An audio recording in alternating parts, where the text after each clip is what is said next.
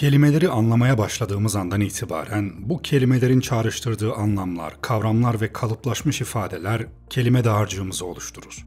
İletişim için her ne kadar çok az bir kelime dağarcığı dahi yeterli olsa da, zengin bir kelime dağarcığına sahip olmak, sizi diğer insanlardan ayıracak olan oldukça belirgin unsurlardan biri olacaktır. Hayatınızın her aşamasında bunun farkını hissedecek ve avantajlarını kullanacaksınız.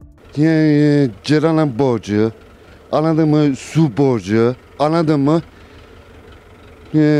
Bura çöp var, bilmem ne var, anladın mı? Bakmaz, anladın mı? Bel oldu. Evet, bel oldu. Dünya üzerinde pek çok dil konuşuluyor haliyle ve farklı kültürlerden birbirine geçen pek çok kelime veya kavram var. Örneğin bizim dilimizin entelektüel literatürünü oluşturan çoğu kelime ise Fransızcadan dilimize geçmiş. Her alanın kendine özgü bir literatürü var. Örneğin siyasi literatür, bilimsel literatür, akademik, felsefi literatür gibi. Bunlara aşırı yabancı olduğunuzda bu alanda okuma yapmak zorlaşır. Her ne kadar bu gibi alanların literatürüne hakim olabilmek için o alanda ihtisas yapmış olmak gerekliyse de genel kültür bakımından hepsinden biraz bilmek son derece yeterli olacaktır. Üstelik günlük hayatımızda çoğu kelimeyi gerçek anlamını bilmeden kullanıyoruz. Mesela demagoji kelimesinin çoğu zaman anlamının bilinmeden kullanıldığına tanık oldum. Sadece olumsuz bir şeyi çağrıştırıyor, işte dur söyleyeyim karşımdakine tarzı bir motivasyonla söyleniyor. Bunun gibi pek çok örnek var. O yüzden sizin için böyle bir video hazırlamaya karar verdim. Bu videoda genel kültürünüzü artıracak pek çok kelime ve kavram yer alıyor. Etkili konuşma ve kelime dağarcığınızı geliştirme konusunda yaptıklarınızın sonuçlarını doğrudan görebileceksiniz hayatınızda. İyi seyirler. Videoya geçmeden önce beğen butonuna tıklamanın ve kanalıma abone olmanın benim için çok önemli olduğunu hatırlatmak isterim.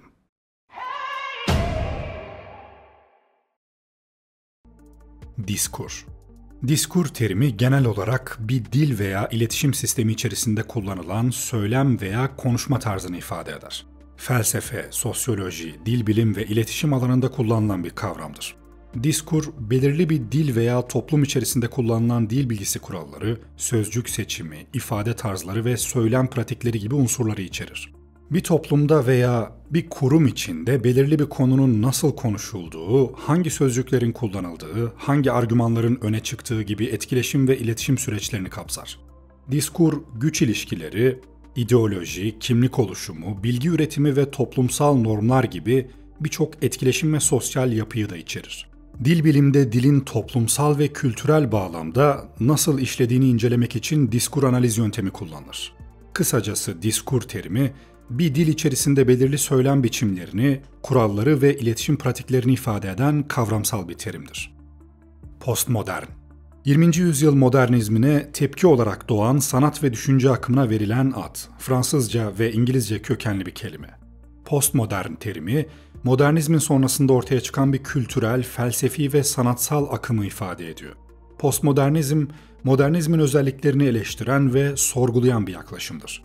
Postmodernizm, 20. yüzyılın ikinci yarısında ortaya çıktı ve birçok alanda etkisini gösterdi. Bunlar arasında felsefe, sanat, edebiyat, mimarlık, müzik, film ve toplumsal düşünce bulunuyor. Postmodernizm, geçmişin kalıplarına bağlı kalmadan farklı perspektifleri bir araya getirme, çoklu anlamlılığı vurgulama ve hiyerarşik yapıları sorgulama eğilimindedir. Eleştirel düşünce, ironi, oyunbazlık ve şüphecilik postmodernizmin temel özelliklerindendir. Ancak postmodernizm, homojen bir görüş veya tek bir tarz olarak tanımlanamaz. Farklı yazarlar, sanatçılar ve düşünürler postmodernizme farklı yaklaşımlar getirebilir ve çeşitli postmodern tercihler bulunabilir. Avantgard. Filozof Demokritos tarafından felsefi bir kavram olarak ortaya atılmış, modern bilimsel kullanıma 1805'te İngiliz fizikçi Dalton tarafından önerilmiştir. Avantgard, geleneksel normları aşan, yenilikçi ve deneysel bir sanat yaklaşımını ifade eder. Bu hareket, mevcut durumu sorgular ve radikal bir tutumla sanatın sınırlarını zorlar. Yeni estetik anlayışlar, teknikler ve ifade biçimleri kullanarak öncü bir rol oynar. 20. yüzyılda modernist akımlarla ilişkilendirilen avantgard, sanatta devrimci ve sıra dışı çalışmalara imza atar. Sanatın ve kültürün gelişimine katkıda bulunur. Semantik. Semantik, dil bilim alanında önemli bir disiplindir ve dilin anlamını, anlam yapısını ve sembollerin anlamını inceleyen bir çalışma alanıdır. Dilin temel birimleri olan kelimelerin, cümlelerin ve dil bilgisel yapıların nasıl anlamlar taşıdığını, nasıl işlediğini ve nasıl yorumlandığını araştırır. Semantik çalışmaları, dilin anlam sistemiyle ilgili kuralları ve ilişkileri analiz eder. Ayrıca dilin kullanım bağlamında nasıl anlamlar oluşturduğunu ve nasıl iletişim kurulduğunu inceler. Semantik, dilin anlam dünyasını anlamaya ve dilin iletişimdeki rolünü anlamlandırmaya yönelik teorik ve pratik bir çalışma alanıdır. Kompetan. Kompetan, bir kişinin belirli bir alanda bilgi, yetenek ve beceriye sahip olması anlamına gelir. Kompetanlık, bir kişinin belirli bir görevi yerine getirmek veya bir sorunu çözmek için gereken bilgi ve becerilere sahip olması durumunu ifade eder. Bir kişinin kompetan olması, o alanda başarılı olabileceği anlamına gelir. Örneğin bir doktorun tıbbi bilgi ve becerilere sahip olması, onu tıp alanında kompetan yapar. Kompetanlık, genellikle eğitim, deneyim ve pratikle geliştirilen bir özelliktir. Kompanse. Kompanse kelimesi bir zararı veya kaybı karşılamak, telafi etmek veya dengelemek anlamına gelir. Bir durumu düzeltmek veya telafi etmek için kullanılan bir terimdir. Örneğin bir kişi bir işte fazla mesai yaparsa, bu fazla mesai çalışması genellikle maaşında ek bir ödeme olarak kompanse edilir. Aynı şekilde bir şirket, müşteriye verilen hatalı bir ürün nedeniyle zararını kompanse etmek için iade veya tamir hizmeti sunabilir. Kompanse etmek, bir kaybı gidermek veya bir dengeyi sağlamak için yapılan bir düzeltmeyi ifade eder. Deklare. Deklare kelimesi bir şeyi resmi olarak duyurmak, beyan etmek veya açıklamak anlamına gelir. Bir durumu, niyeti, düşünceyi veya kararı açık bir şekilde ifade etmek için kullanılan bir terimdir. Örneğin bir ülke hükümeti, savaş ilan etmek veya bir anlaşmayı imzalamak gibi resmi bir bildirimde bulunurken, deklare etmek terimini kullanabilir. Bir şirket, yeni bir ürünü piyasaya sürdüğünde veya bir projeyi tamamladığında bunu deklare edebilir. Deklare etmek, bir şeyi resmi olarak duyurmak veya açıklamak için kullanılan bir ifadedir. Fraksiyon. Fraksiyon, genellikle bir topluluk veya kuruluş içinde belirli bir amaç veya ideoloji etrafında bir araya gelen bir grup anlamına gelir. Bu grup, genellikle ortak bir hedefe veya inanca sahiptir ve ortak çıkarlarını korumak veya belirli bir politik veya ideolojik yönde etki oluşturmak için bir araya gelir. Fraksiyonlar, genellikle siyasi partiler, örgütler, dernekler veya benzeri gruplar içinde görülebilir. Bu gruplar, daha büyük bir organizasyon içinde farklı fikir ve görüşlere sahip alt gruplar olarak hareket edebilirler. Fraksiyonlar, farklı düşünceleri ve perspektifleri temsil ederken, genellikle belirli bir grup içindeki güç dengesini etkileyebilir ve politik veya ideolojik tartışmalara katkıda bulunabilirler. Diyalekt. Diyalekt, bir dilin belirli bir bölgesel veya sosyal grup içerisinde farklılık gösteren çeşitlerini ifade eder. Farklı coğrafi bölgeler veya toplumsal gruplar arasında dildeki ses, kelime, gramer ve aksan gibi özelliklerde meydana gelen farklılıkları ifade eder. Diyalektler, ait oldukları bölge veya topluluklarla ilişkilendirilir ve dilin çeşitliliğini yansıtır. Kozmopolit. Kozmopolit, farklı kültürlerden ve uluslardan insanlarla iç içe yaşayan veya dünya çapında geçerli olan fikirleri, değerleri ve perspektifleri benimseyen kişiyi veya ortamı ifade eder. Kozmopolit bir kişi, sınırları aşan bir bakış açısına sahip olabilir, kültürel çeşitlilikten zenginlik ve anlayış elde edebilir ve hoşgörüyle farklılıklara yaklaşabilir. Kozmopolit bir ortamsa, farklı kültürlerin bir arada bulunduğu ve etkileşim halinde olduğu bir yer olarak tanımlanabilir. Kozmopolitlik, küreselleşme ile birlikte daha da önem kazanan bir kavram haline gelmiştir. Jacoben. Jacoben, Fransız Devrimi döneminde etkili olan, Jacobenler kulübüne üye olan veya onların ideolojisini benimseyen kişiyi ifade eder. Jacobenler, Fransız Devrimi sırasında 1793 ila 1794 yılları arasında iktidarda olan bir siyasi fraksiyondur. Jacobenler, radikal reformlar ve devrimci değişiklikler talep ediyorlardı ve monarşiye karşı mücadele ediyorlardı. Jacobenler, demokratik değerlerle halk egemenliğine ve eşitliğe vurgu yapıyorlardı.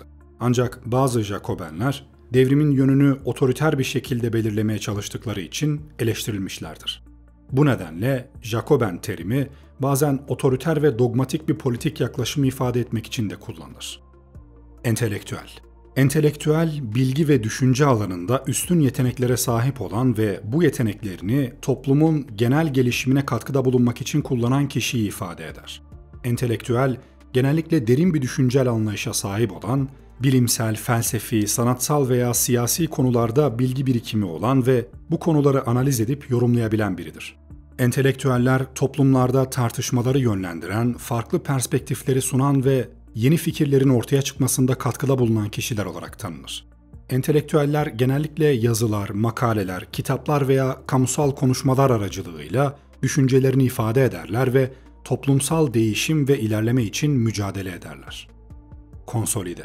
Konsolide terimi, bir şirketin veya kuruluşun mali tablolarında kullanılan bir terimdir. Konsolide, bir şirketin veya kuruluşun tüm iştiraklerini veya bağlı şirketlerini içeren finansal durumunu ve performansını ifade eder. Sadece finans alanında değil, pek çok alanda kullanılan bir terimdir. Örneğin hukuk alanında konsolidasyon terimi, bir dava veya hukuki işlemde farklı davalarda veya belgelerde bulunan benzer konuların bir araya getirilerek tek bir dava veya belge haline getirilmesini ifade eder. Etik. Etik, insanların doğru ve yanlış arasındaki ahlaki değerlendirmeleri yapma yeteneği ve sorumluluğuyla ilgilenen bir felsefi disiplindir. Etik, insan davranışlarının ahlaki açıdan değerlendirilmesini ve yönlendirilmesini sağlar. Etik, toplumda kabul gören değerler, ahlaki kurallar ve insanların vicdani duygularıyla ilgili konuları ele alır.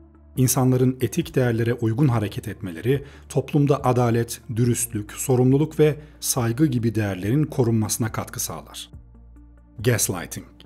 Bu terim aslında eski bir terim olmasına rağmen günümüzde yeni popülerleşmeye başlayan bir terim. Gaslighting terimi 1944 yılında yayımlanan Gaslight adlı bir tiyatro oyununa dayanıyor. Gaslighting terimi, psikolojik manipülasyon ve duygusal istismarın bir türünü ifade etmek için kullanılıyor. Gaslighting, bir kişinin başka bir kişinin gerçeklik algısını bozmak, kendisine güvenini sarsmak ve kendi hakikatini sorgulamasına neden olmak amacıyla bilinçli olarak yanlış bilgi vermesini veya manipülasyon yapmasını ifade eder. Pragmatik, gerçeğe ve eyleme yönelik olan manasına geliyor. Pragmatik yaklaşımda doğrunun tek ölçüsünün fayda olduğu düşüncesi vardır. Bu doğrultuda herhangi bir şeyin değerine onunla birlikte ortaya çıkacak faydaya bakılarak karar verilir. Bu kelimenin Türkçe karşılığı faydacı ya da yaratıcı olarak kabul ediliyor. Bu değerleri savunan felsefi akıma ise pragmatizm deniyor. Absürt. Absürt, gerçeklikle bağdaşmayan, mantıksız veya alışılmadık bir şekilde tuhaf olan şeyleri ifade eder. Absürt, geleneksel normlardan veya beklenen davranışlardan saparak olağan dışı bir şekilde farklı veya garip olan bir durumu ifade eder.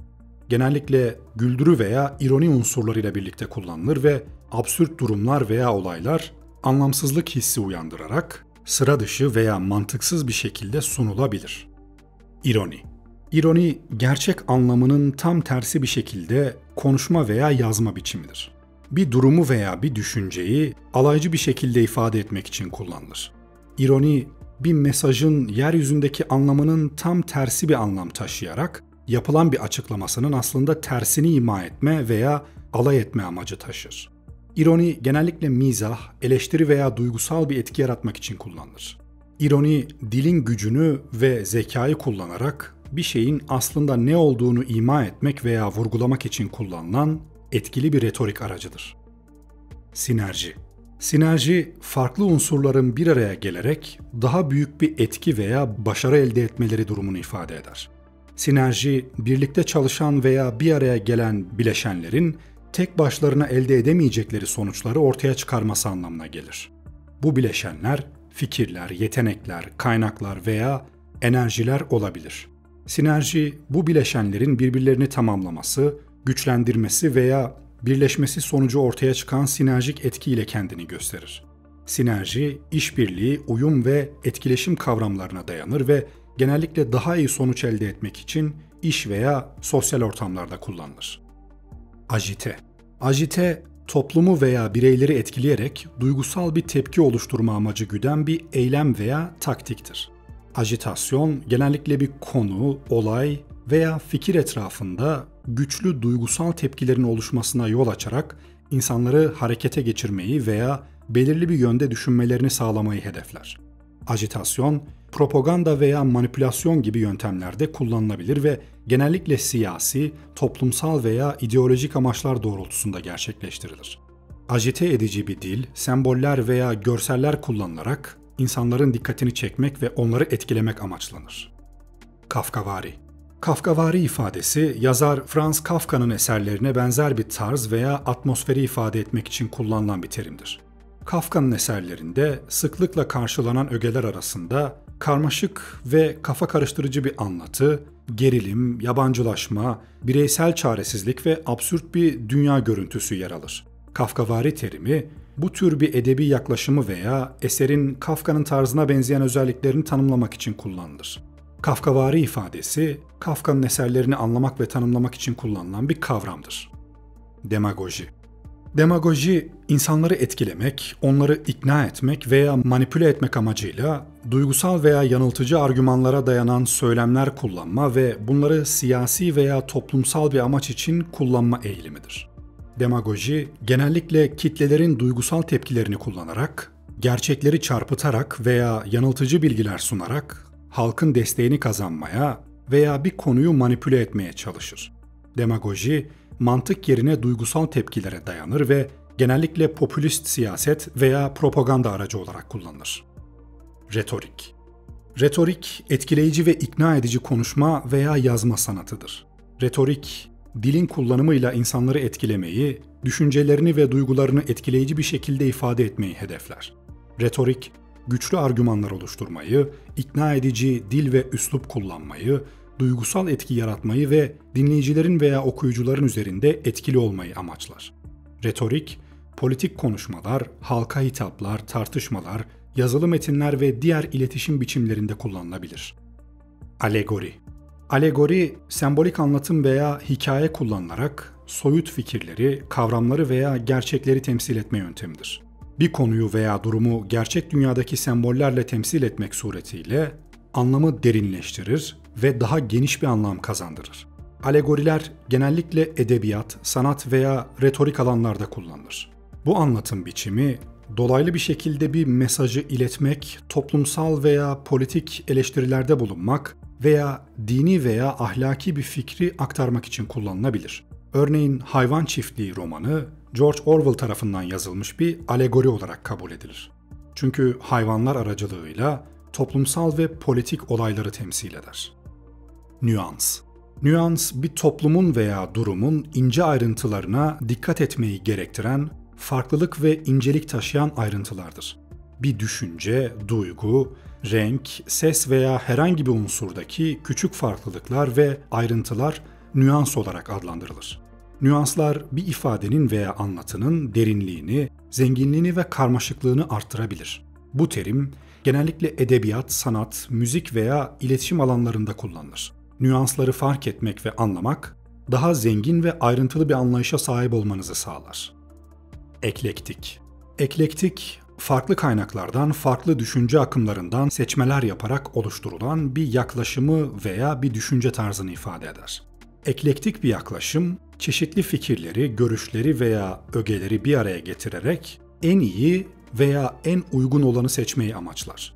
Eklektik bir kişi veya düşünce, farklı kaynaklardan bilgi ve perspektifleri birleştirerek daha geniş bir bakış açısı ve anlayış geliştirmeye çalışır. Bu yaklaşım, birden fazla disiplini veya düşünce akımını sentezlemek ve en uygun olanı seçmek için kullanılabilir. Eklektik bir yaklaşım, esneklik, açıklık ve çeşitlilik değerlerine dayanır.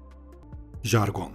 Jargon, belirli bir meslek, endüstri, hobi veya topluluk içinde kullanılan özel dil veya terimlerin bütünüdür. Bu terimler, konuyla ilgili kişiler arasında anlaşmayı kolaylaştırır ve iletişimi daha etkili hale getirir. Jargon, mesleki veya teknik bir alanda uzmanlaşmış insanlar arasında yaygındır. Bu terimler genellikle dışarıdan gelenlere veya konunun dışındaki kişilere anlamsız veya karışık gelebilir. Ancak jargon, aynı alanda çalışan kişiler arasında daha hızlı ve verimli iletişim sağlar. Sürrealizm. Sürrealizm, 20. yüzyıl sanat ve edebiyat akımıdır. rasyonel düşünceyi aşarak bilinçaltı ve hayal gücünü keşfetmeyi amaçlar. Rüyalar, bilinçaltı düşünceleri ve irrasyonel unsurları kullanarak gerçeküstü ve fantastik imgeler oluşturur. Toplumsal normlara meydan okur ve yeni anlamlar yaratmayı hedefler. Mantık dışı bağlantılar, otomatik yazı ve çizim, rastlantısal birleştirmeler ve absürt imgeler sıkça kullanılır. Sürrealizm, insan bilincinin ve duygusal dünyanın sınırlarını zorlayan bir sanat ve düşünce biçimidir. Yaratıcı özgürlüğü teşvik eder ve sanatın sorgulayıcı, yaratıcı ve dönüştürücü gücünü vurgular. Absorbe. Absorbe, bir şeyin içine alınarak emilmesi veya tamamen kendine çekilmesi anlamına gelir. Bu terim genellikle bir madde veya enerjinin başka bir madde veya ortam tarafından emilerek içine geçtiği durumları ifade etmek için kullanılır. Örneğin bir sünger suyu absorbe eder. Yani suyu içine çekerek emer. Aynı şekilde bir madde ışığı absorbe edebilir. Yani ışığı emerek kendine çekebilir. Absorbe etmek, bir şeyin diğer bir şeyle etkileşime girerek onu tamamen içine alması veya emmesidir. Epifani. Epifani, beklenmedik bir anda ortaya çıkan ani bir anlayış, bilgelik veya aydınlanma durumunu ifade eder. Bu an, genellikle derin bir içgörü veya kavrayışla birlikte gelir ve kişinin yaşamında veya düşüncelerinde dönüşümler yaratır. Epifani, bir şeyin özünü veya gerçeğini anlama, derin bir anlama veya aydınlanma anlamında kullanılabilir. Bu terim edebiyatta, felsefede ve dini deneyimlerde sıkça karşılaşılan bir kavramdır. Epifanik anlar kişinin bakış açısını değiştirebilir, yeni bir anlam veya değer keşfetmesini sağlayabilir ve yaşamında önemli bir dönüm noktası olabilir. Entelijans. Entelijans, zeka veya akıl anlamına gelir. Bir kişinin düşünme, anlama, kavrama ve çözümleme yeteneğini ifade eder. Entelijans genellikle bireyin bilgi birikimi, analitik düşünme becerisi, problem çözme yeteneği ve yaratıcılığıyla ilişkilendirilir. Bu terim, kişinin zihinsel yeteneklerini ve zeka seviyesini ifade etmek için kullanılır. Entelijans, bireyin entelektüel kapasitesini ve zihinsel faaliyetlerini tanımlamak için kullanılan bir terimdir. Diaspora. Diaspora, bir toplumun veya etnik grubun köken ülkesi veya bölgesinden farklı bir yerde yaşaması durumunu ifade eder. Diaspora terimi, genellikle bir grup insanın kendi isteği dışında, genellikle siyasi, ekonomik veya sosyal nedenlerle yer değiştirmesi ve başka bir ülkede veya bölgede yaşaması durumunda kullanılır. Diaspora, köken kültürünü koruma, dayanışma ve toplumsal bağların sürdürülebilmesi gibi özellikleri de içerir. Paradigma. Paradigma, bir bilim dalında veya düşünsel bir sistemde kullanılan temel kavramlar, yöntemler, inançlar ve değerlerin bütünsel bir yapı oluşturmasıdır. Paradigmalar, bir bilim alanında kabul görmüş olan temel kuralları, prensipleri ve yaklaşımları içerir. Bu, belirli bir bilimsel veya düşünsel alanda kabul gören bir bakış açısını, teorik çerçeveyi ve araştırma yöntemlerini ifade eder.